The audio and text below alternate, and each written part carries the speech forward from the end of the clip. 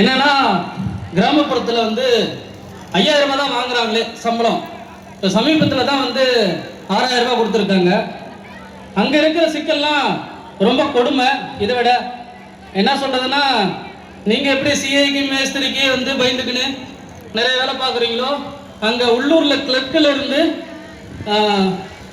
தலைவருக்கு நெருக்கமானவங்க, அங்கே வில்லேஜில் சொன்னால் அந்தாலையும் பங்காளியும் கொஞ்சம் கம்யூனிட்டி விஷயம் பார்க்கணும்னா வச்சுங்களேன், எல்லாருக்கும் பயப்படுறாங்க. அவங்களுக்கு ரொம்ப பயம் இருக்குது. என்னன்னா, இந்த போராட்டத்தை பற்றி சொன்ன பிறகு தான் கொஞ்சம் தைரியமாக வந்திருக்குது. உடைப்பொருள் உரிமைக்கும் என்றும் கூட இருக்குன்னு சொல்லிட்டு நான் சொல்லியிருக்கேன். அப்புறம் நான் ஒவ்வொரு ஊராட்சிலையும் எங்கள் செஞ்சி ஊராட்சியில் வந்து கிட்டத்தட்ட 63 ஊராட்சி ஒன்று கிராமங்கள் இருக்குது. அதில் கிட்டத்தட்ட ஒரு 30 ஊருக்கு மேலே நான் பயணம் பண்ணிருக்கேன்.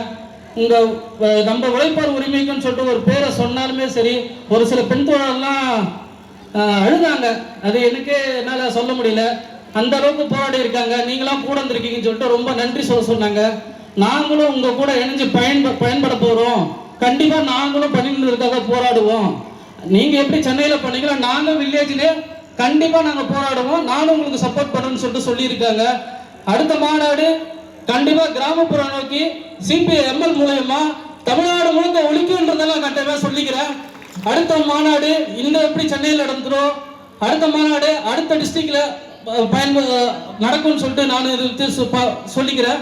மாநாடு வெற்றியடைய விழுப்புரம் மாவட்டம் சார்பாக வெற்றி அடையன்னு சொல்லிட்டு அவங்க என்கிட்ட சொல்லியிருக்காங்க. நானும் உங்ககிட்ட சொல்லிக்கிறேன். மாநாடு வெற்றி அடைய நானும் சொல்லிக்கிறேன். நன்றி, வணக்கம்.